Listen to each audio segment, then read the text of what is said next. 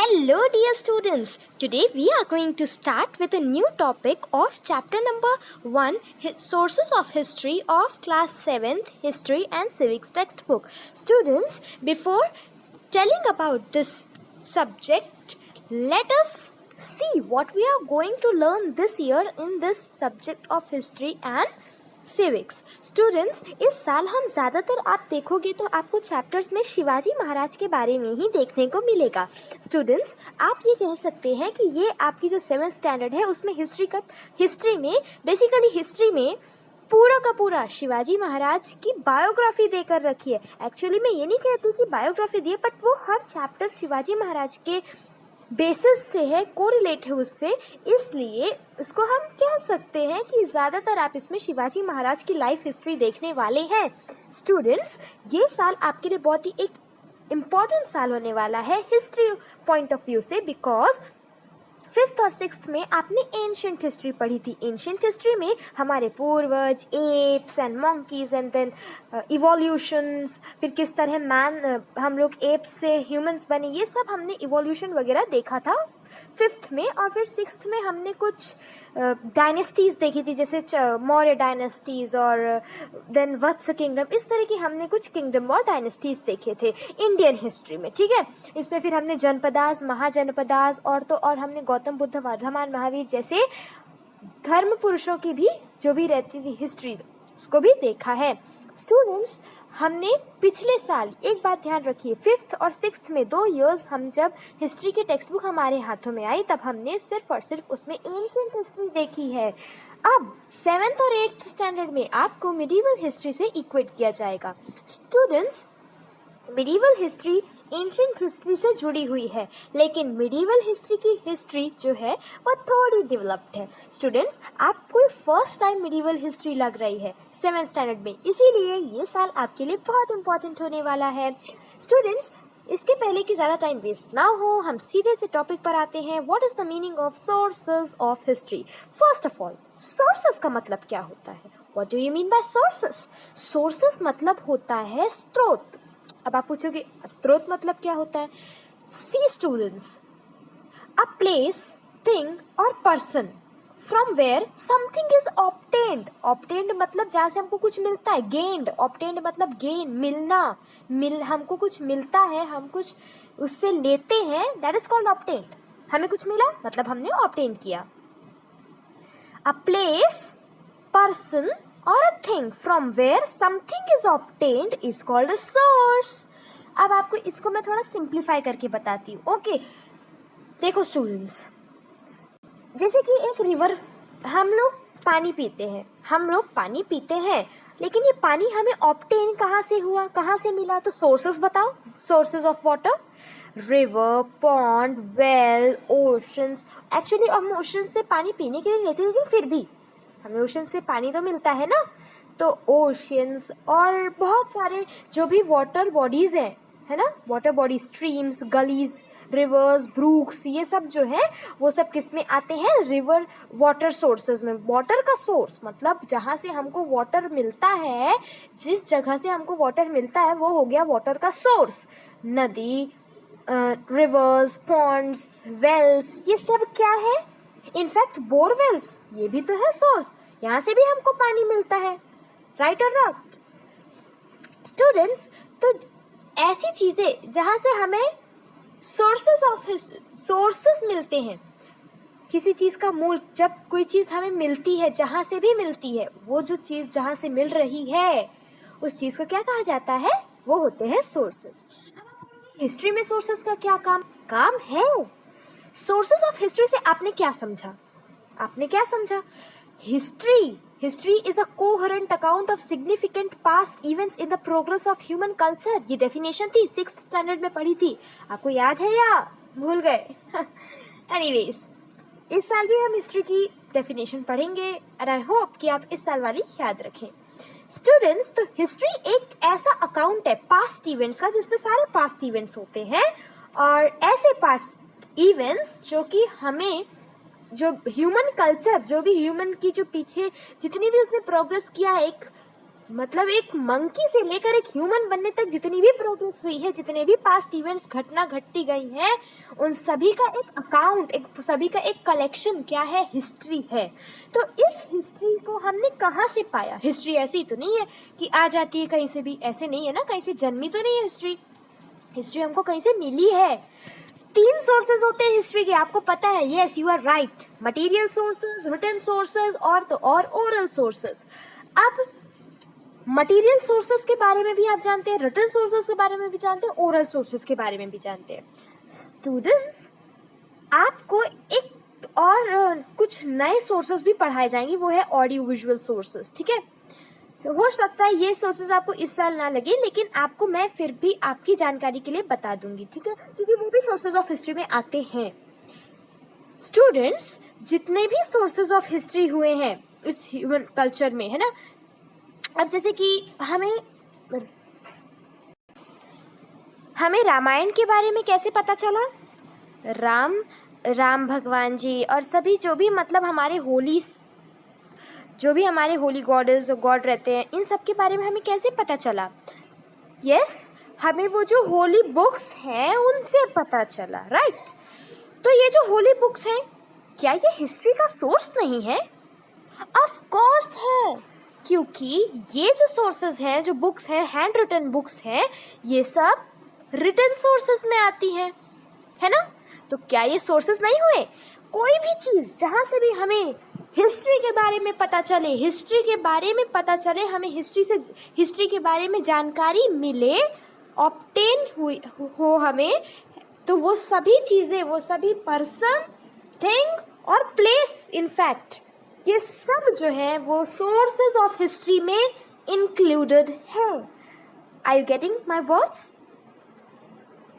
Now students, अब हमने देख लिया कि सोर्सेज ऑफ हिस्ट्री क्या होते हैं, और I am damn sure that I have made it crystal clear in your minds. Okay, we studied ancient history last year. जैसा कि मैंने आपको ऑलरेडी बता दिया है कि we studied ancient history last year. This year we are going to study the medieval period of Indian history। लेकिन इस साल हम कौन सी हिस्ट्री पढ़ने जा रहे हैं? medieval history, जिसमें आपको राजाओं के शासन के बारे में पता चलेगा, किस तरह छत्रपति शिवाजी महाराज और बाकी जो उनके साथ के जो रूलर्स थे, उन्होंने कैसे अपने किंगडम को बढ़ाया, स्वराज स्थापित किया। ये सब कुछ हम medieval history में देखने वाले हैं। Broadly, the period from the 9th century CE till the end of the 18th century CE is considered to be the medieval period of Indian history। ये लाइन आप अंडरलाइन कर सकते हैं कि broadly the period from the 9th century CE to the 18th century CE, is considered to be the medieval period of Indian history। Okay? ये बात ध्यान रखिए। In this lesson we are going to study the sources of medieval history। और इस lesson में हम क्या पढ़ने वाले हैं? medieval history के sources। क्या पढ़ेंगे? medieval history के sources। History gives us a chronological, scientific and systematic account of past events। Chronological means systematic, step by steps। Chronological means step by step। और तो हिस्ट्री जो है वो हमें क्या देती है? एक स्टेप बाय स्टेप, यानी एक के बाद एक के बाद एक के बाद ऐसे जम्बल्ड नहीं देती है पूरे, एक के बाद ऐसे स्टेप्स देती जाती है वन बाय वन। और वो कैसे होते हैं? वो साइंटिफिक और सिस्टमैटिक यानी वेल मैनर्ड। तो जो हिस्ट्री होती है वो हमें एक क्रोनोलॉजिकल यानी स्टेप बाय स्टेप, साइंटिफिक यानी एक साइंटिफिक पॉइंट ऑफ व्यू रहता है हर चीज के पीछे, ठीक है। और फिर उसके बाद सिस्टमैटिक अकाउंट होना चाहिए, एक मतलब वेल मैनर्ड अकाउंट होना चाहिए। ऐसा नहीं हो सकता ना कि आप कोई भी बुक ला कर दें और बोले कि ये मेरे दादाजी की है और ये मैं हिस्ट्री का सोर्स साबित करता हूँ। आपके पास क्या प्रूफ है कि वो हिस्ट्री है? हिस्ट्री हमेशा से एविडेंस मांगती है, ओके। तो उसको आप बिल्कुल सिस्टमैटिक होनी चाहिए हिस्ट्री, एक क्रोनोलॉजिकल ऑर्डर में होनी चाहिए, और उसमें साइंटिफिक एविडेंस, साइंटिफिक प्रूफ होना ही चाहिए, तभी वो हिस्ट्री प्रूफ्ड कहलाती है, ठीक है। तो जो हमारे इंडिया का आर्कियोलॉजिकल डिपार्टमेंट होता है वो हिस्ट्री की सारी खोज जो करता है, तो उसके पीछे के जो भी प्रूफ्स रहते हैं वो हम उनको अगर दिखाते हैं तो फिर वो थोड़ी जांच पड़ताल करते हैं कि क्या ये सच बोल रहा है या ऐसे ही आ गया कहीं से भी उठाकर सिर्फ और सिर्फ पॉपुलैरिटी गेन करने के लिए, है ना। इसलिए वो जो आर्कोलॉजिकल डिपार्टमेंट होते हैं वो सारे मटेरियल सोर्स, जैसे कि अगर उनको पता चल जाता है कि यहाँ पर कोई तो कुछ पुरानी चीज़ें हो सकती हैं इस ज़मीन के अंदर, तो वो उसको दे डिग अ बिग पिट, बड़ा सा गड्ढा कर देते हैं वहाँ पर, और फिर वहाँ से अपना जो भी अगर उनको कुछ मिलता है ना, तो फिर वो ले लेते हैं एक्सकवेंस, नहीं तो फिर रहने देते हैं, ठीक है। 4 factors are very important from the view point of history. कौन कौन से 4 फैक्टर्स हैं जो कि बहुत ज़्यादा इंपॉर्टेंट होते हैं हिस्ट्री के पॉइंट ऑफ व्यू से, ठीक है। They are individuals, society, place and time. Students आप इसको अंडरलाइन कर लीजिए क्योंकि इसके ऊपर बेस्ड आपको वेब आ सकता है। अब वेब क्या होता है ये भी मैं आपको बताऊंगी, बस इसी वीडियो के थ्रू आपके पास वैसे भी वेब्स आपके टेक्स्ट बुक में दे कर रखे हैं, हम उन्हें एक एक करके देखते हुए आगे चलेंगे, ठीक है। तो जो 4 व्यूज़ हैं, जो 4 फैक्टर्स हैं व्यू पॉइंट ऑफ हिस्ट्री से जो बहुत इंपॉर्टेंट है वो है इंडिविजुअल यानी सिंगल पर्सन, कोई एक अकेला इंसान। सिर्फ इंसान ही नहीं, वैसे हम किसी को भी अगर वो इंडिविजुअली अकेला सिंगल अलोन खड़ा है तो उसको इंडिविजुअल बोल सकते हैं। तो इंडिविजुअल्स यहाँ पर पीपल के लिए इस्तेमाल हुआ है ना, एक एक पर्सन के लिए, इंसानों के लिए इंडिविजुअल्स। सोसाइटी यानी जिस समाज में हम रह रहे हैं वो समाज, प्लेस जगह, और टाइम बहुत जरूरी है। History must be based on authentic evidences और प्रूफ्स। मैंने आपको ऑलरेडी बताया है कि हिस्ट्री जो है वो एक बहुत ही ऐसा वो एक क्रिटिकल एनालिसिस के थ्रू जानी चाहिए। ऐसा ना हो कि आपने कहीं से भी अगर आपने बुक निकाली, अगर वो सच भी है तो आपके पास क्या प्रूफ है कि वो सच है? प्रूफ आपके पास होना चाहिए। These proofs are known as sources of history, और यही proofs को क्या बोलते हैं? Sources of history। आपने बोला कि मैं 19th सेंचुरी से हूँ, सपोज आपने कहा मैं 19th सेंचुरी से हूँ, लेकिन इस बात को साबित कौन करेगा? कोई प्रूफ है क्या? कोई रिटन सोर्स है क्या? कोई मटेरियल सोर्स है कोई ओरल सोर्स? नहीं है, तो फिर आपकी बात को नेग्लेक्ट कर दिया जाएगा, ठीक है। अब जो 4 पॉइंट्स देकर रखे थे स्टूडेंट्स, इंडिविजुअल, सोसाइटी, प्लेस और टाइम, मैं आपको बताना चाहती हूँ कि किस तरह ये 4 इंपॉर्टेंट फैक्टर्स हो सकते हैं। पहली बात, इंडिविजुअल स्टूडेंट, किसी भी हिस्ट्री में आप कोई सी कहीं की भी हिस्ट्री दो, वहाँ पर पीपल, मैन और जो भी इंडिविजुअल उसका तो बहुत बड़ा हाथ होता है, क्योंकि जो भी घटना घटती है वो उसी के कल्चर में घटती है। हम बोलते हैं ना, history is a chronological account in the significant past events in the culture, in the progress of human culture. मनुष्य की जो भी कल्चर हुआ, जो भी प्रोग्रेस हुई है, उस पर जो भी इंसान का बहुत बड़ा हाथ है ना। इंसान जो है उसी के साथ तो सारी घटना हुई है, तो इसलिए इंडिविजुअल जो है वो बहुत इंपॉर्टेंट फैक्टर है। Second is society. आज की सोसाइटी और हड़प्पन सिविलाइजेशन की सोसाइटी में क्या फर्क है मैं आपको बताती हूँ। आज की सोसाइटी वो एक एकदम डिफरेंट पॉइंट ऑफ व्यू देखती है, जबकि हड़प्पन सिविलाइजेशन की जो सोसाइटी थी वो बहुत ही ज़्यादा डेवलप्ड थी, उनकी मेंटालिटी, उनकी थिंकिंग बहुत ज़्यादा हाई थी, ठीक है। और वो लोग ना तो वो डिफरेंसेस में मानते थे, ना कास्ट डिफरेंस, ना रेस डिफरेंस और ना ही जेंडर डिफरेंस, ठीक है। वो किसी चीज़ में मानते नहीं थे, तो उनकी मेंटालिटी बहुत अच्छी थी। तो ये हो गया सोसाइटी के बारे में।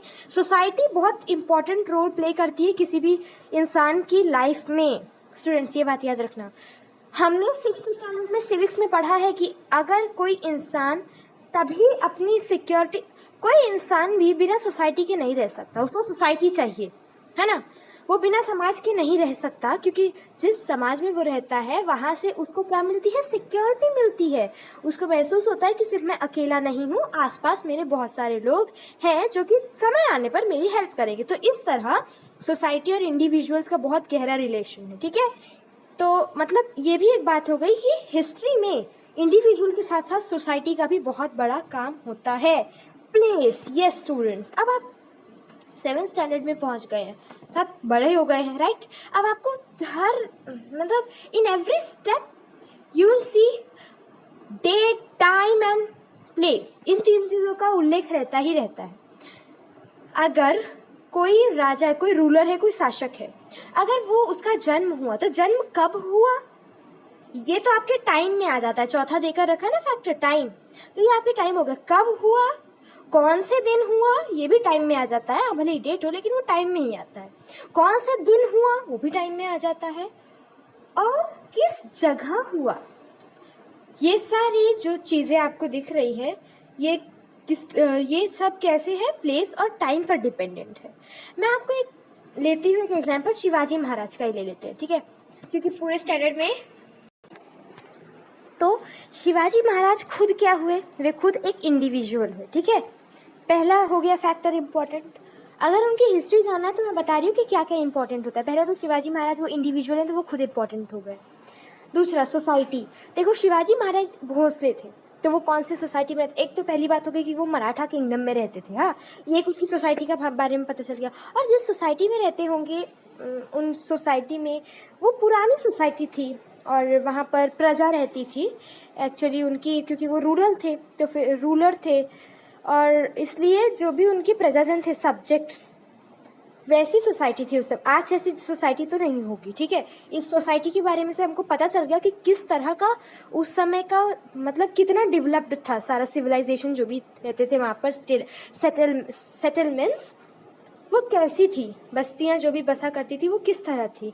तो थोड़ी डेवलप्ड, क्योंकि वो राजा का पूरा एक किंगडम था, तो किंगडम में जो भी प्रजाजन रहते होंगे, सब्जेक्ट्स, वो सब थोड़ी डेवलप्ड साइड से रहते होंगे, ठीक है। अब प्लेस कौन सी थी वो भी मायने रखते। अब उनके पास तो कई सारी प्लेस है, रायगढ़ जैसे बहुत सारी प्लेसेस जो हैं वो उनकी हिस्ट्री में उनका उल्लेख है, क्योंकि कई कई उन्होंने फोर्ट्स, किले, बहुत सारी चीज़ें रखी हैं, ठीक है। शिवनेरी फोर्ट हम बोलते हैं, एक उनका फोर्ट है, ठीक है। तो इतने सारे फोर्ट्स हैं, उनमें से तो उनकी जो प्लेस है वो मायने रखती है उनकी हिस्ट्री जानने में। टाइम, अब उनका बर्थ कब हुआ, उनकी डेथ कब हुई, ये सब चीज़ें भी तो मायने रखती है ना उनकी हिस्ट्री जानने में। तो इसीलिए ये जो 4 फैक्टर्स हैं बहुत इंपॉर्टेंट होते हैं हिस्ट्री के पॉइंट ऑफ व्यू से। Students, let us now classify these sources into material sources, written sources and oral sources. So students, इसके बाद का जो भी पोर्शन रहेगा, किस तरह मटीरियल सोर्सेज, रिटन सोर्सेज और ओरल सोर्सेज, इस पे हम उसको क्लासीफाई कर सकते हैं। ये जो सारे पार्ट्स हैं इसको हम नेक्स्ट वीडियो में देखेंगे। अभी तक के लिए हमने जो भी इसका बेसिक देखा है इस चैप्टर का, ठीक है। उसके बाद हम देखेंगे कुछ इम्पॉर्टेंट पॉइंट्स जो कि है मटीरियल सोर्सेज, रिटन सोर्सेज और ओरल सोर्सेज। तब तक के लिए bye bye students, keep learning and keep memorising, okay. Bye champions, and please do visit again to the Champions Learning.